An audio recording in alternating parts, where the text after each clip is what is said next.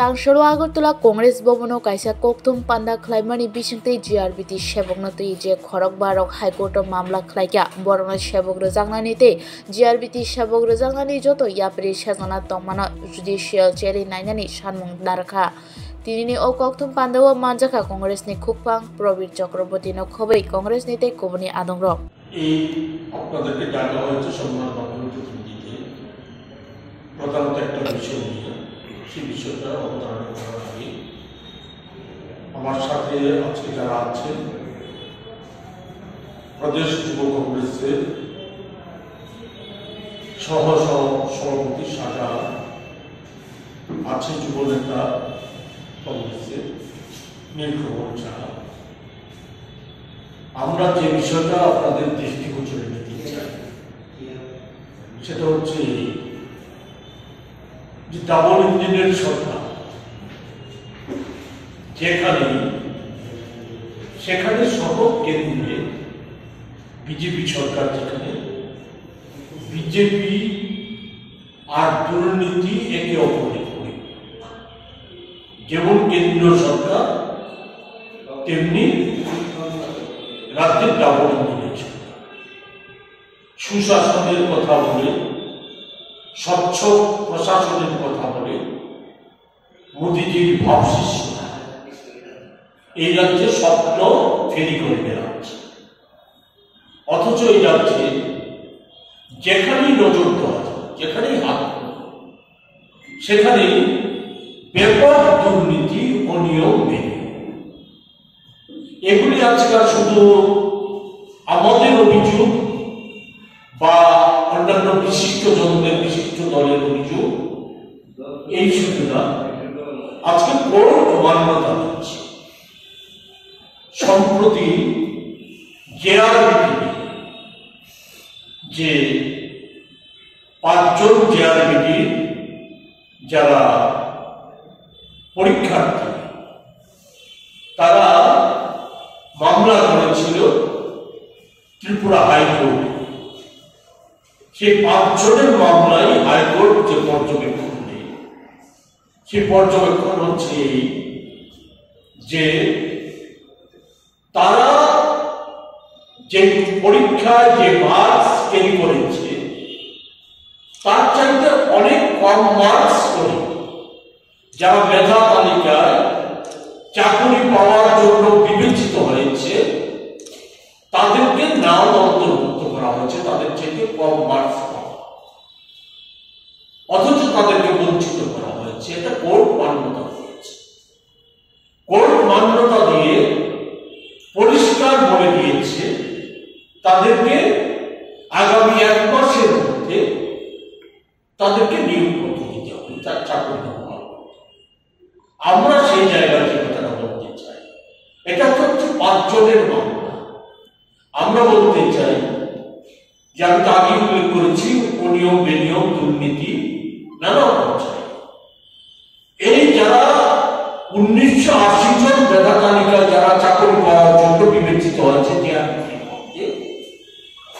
তাদের কারোর চাকরি যাক আমরা চাই তাদের চাকরি বহাল থাকবে কিন্তু এই 5 জন সহ আরো যারা আছে মেধা তালিকায় উত্তীর্ণ হয়েছে তাদেরকে প্রভিশন করে দিতে হবে চাকরির প্রভিশন এবং সমগ্র ঘটনার জন্য আমরা যা চাই সেটা হচ্ছে এই যে জেআরবিটিতে এই 5 জনে মামলা করেছে 5টাই অভিযোগ প্রমাণিত হয়েছে আরো অনিয়ম এর ঘটনা আছে এটা লুকোনোর চেষ্টা করা হয়েছে নানা পর্যায়ে যেমন লুকোনোর চেষ্টা করা হয়েছে যাদের নাম মেধা তালিকায় অন্তর্ভুক্ত করা হয়েছে তাদের নামের সাথে অ্যাড্রেস দেওয়া অ্যাড্রেস যদি দেওয়া হতো তাহলে মানুষ জানতে পারত কারা কারা চাকরি পেয়েছে তারা কোথায় আমাদের কাছে যতটা খবর হচ্ছে যে এই মেধা তালিকা বলে যে তালিকা প্রকাশিত করা হচ্ছে এতে নানা ধরনের স্বজন পোষণ হয়েছে গভীর রাজ্যে একটা ভালো কর্মপ্রার্থী সেখানে সুযোগ করে দেওয়া এই জায়গায় দাঁড়িয়ে আমরা পরিষ্কার যে কথাটা আজকে প্রদেশ কংগ্রেসের তরফ থেকে আমরা বলতে চাই যে হাইকোর্টের কর্মরত একজন বিচারপতিকে দিয়ে এই সমগ্র ঘটনা মেধা তালিকায় কারা কারা বঞ্চিত হয়েছে, কি কি অনিয়ম হয়েছে, জেআরবিতে, কারণ জেআরবি একটা গুরুত্বপূর্ণ জায়গা, সেই জায়গাতেই যদি সুবিচার না পায় কর্মপ্রার্থীরা, এমনিতেই তো ভয়ঙ্কর অবস্থায় রাজ্যে করবেন, কাজের ভয়ঙ্কর অবস্থা। নানা কথা বলা হয়েছে। 2018 সালের নির্বাচনের আগে বছরে 50,000 চাকরির প্রতিশ্রুতি দেওয়া হয়েছে। কত চাকরি হয়েছে? মন্ত্রীরা বিভিন্ন সময় বিভিন্ন ধরনের স্টেটমেন্ট দিচ্ছে। আজকে সেই প্রসঙ্গিত বিষয়ে আমি যেতে চাইছি না, সেটা বিষয় নয়। কিন্তু যে বিষয়টা হচ্ছে জেআরবির মতো ক্ষেত্রে যদি এই ধরনের অনিয়ম বিনিয়ম হয়, তাহলে কোথায় আর স্বচ্ছতা? স্বচ্ছতা তো কোথাও নেই। এই সুশাসনের কথা বেরি করার সরকারের, স্বচ্ছ প্রশাসনের কথা বলার সরকারের কোথায় সুশাসন?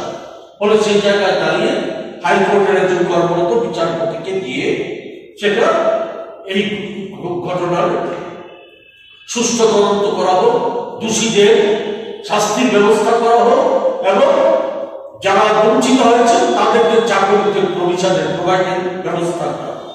আমি এই প্রসঙ্গে একটা কথাই বলতে চাই যে আজকে আমরা কি লক্ষ্য করছি? আমরা লক্ষ্য করছি এতদিন চাকরি হয়েছে এই রাজ্যে, ত্রিপুরা রাজ্য তো আজকে তো স্বাধীনতার পর ত্রিপুরা অন্তর্ভুক্তি, ত্রিপুরা ভারতের সাথে অন্তর্ভুক্ত হওয়ার পর প্রচুর চাকরি হয়েছে। আপনারা এই জিনিসটাকে কিভাবে ক্রিসমাসের দিনে পার্টিকুলার খ্রিস্টান কমিউনিটি ওদের এগেইনস্টে মেইনলি এই ইস্যুটা ইন্ডিজিনাস ট্রাইবাল কংগ্রেস।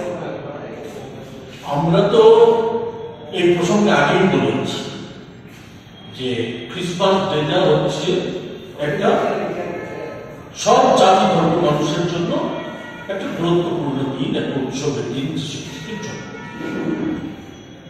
এদিক থেকে দেখুন বিষয়টা গুরুত্বপূর্ণ। অন্য দিক থেকে ধর্মের ভিত্তিতে তো কোনো সংরক্ষণ হতে পারে না। এটা তো ভারতবর্ষের যে সংবিধান, সে সংবিধানের যে মৌলিক বিষয়গুলি, সেই বিষয়গুলির চিন্তা ভাবনা বলে যারা আজকে এই আওয়াজ করছে, এটা একটা বড় রাজনৈতিক উদ্দেশ্য প্রণোদিত ভাবে এই আওয়াজটাকে তোলা হচ্ছে যে যারা হিন্দু, আমি যেটা দেখেছি যে যেভাবে এই যে সংস্থাটা আহ্বান করেছে, মিছিলের আহ্বান করেছে, তাদের যে বক্তব্য, সেই বক্তব্যটা হচ্ছে উপজাতিদের মধ্যে যারা হিন্দু ধর্ম ত্যাগ করে অন্য ধর্মের অবলম্বন করেছে তাদেরকে এসটি ফেসিলিটি থেকে বাদ দেওয়ার জন্য। এটা কোনো মতেই হতে পারে না। এটা অসীমবাদের দাবি। এই দাবিকে আমরা সমর্থন করতে পারি না। আমরা এর পেছনে যারা আছে তাদের মুখোশটা খুলে দেওয়া দরকার। তাদের মুখোশটা আজকেও কালকেও যেন পরিষ্কার হয়ে যাবে, কারণ এটা একটা সুদূর প্রসারী ষড়যন্ত্র চক্রান্ত। এটা শুধু আমাদের রাজ্যেই না, গোটা দেশে, দেশের সংবিধানের বহির্ভূত একটা ষড়যন্ত্র কার্যকরী করার একটা প্রয়াস সুপ্তভাবে হলেও বিভিন্ন ভাবে এটা করার চেষ্টা হচ্ছে। এটাই করার চেষ্টা হচ্ছে, এটাকে কোনো মতেই সমর্থন করা যায় না। এটা আমরা রাজ্য সরকারের কাছে দাবি জানিয়েছিলাম এই সমাবেশটা বন্ধ করার জন্য, 25 তারিখের সমাবেশটা বন্ধ করার জন্য, উদ্যোগ গ্রহণ করার জন্য। আমরা এখন পর্যন্ত রাজ্য সরকারের কোনো ভূমিকা আমরা দেখতে পাচ্ছি না। আমরা এর থেকে পরিষ্কার মনে হয় যে এর পেছনে কিছু আছে। আপনারা কি লিখিত কোনো কমপ্লেন জানাতেন বা জানিয়েছেন? লিখিত আমরা তো সাংবাদিক সম্মেলনের মাধ্যমে আমরা এটা জানিয়েছি। আমরা লিখিতভাবে আলাদাভাবে আমরা কিছু জানাইনি। যদি প্রয়োজন পড়ে নিশ্চয়ই আমরা চিন্তা ভাবনা করবো, আমরা যদি দরকার পড়ে আমরা নিশ্চয়ই জানাবো। কিন্তু আমরা চাই এটা বন্ধ, এই দিনে এটা বন্ধ, আর এই দাবিকে আমরা কোনো মতেই সমর্থন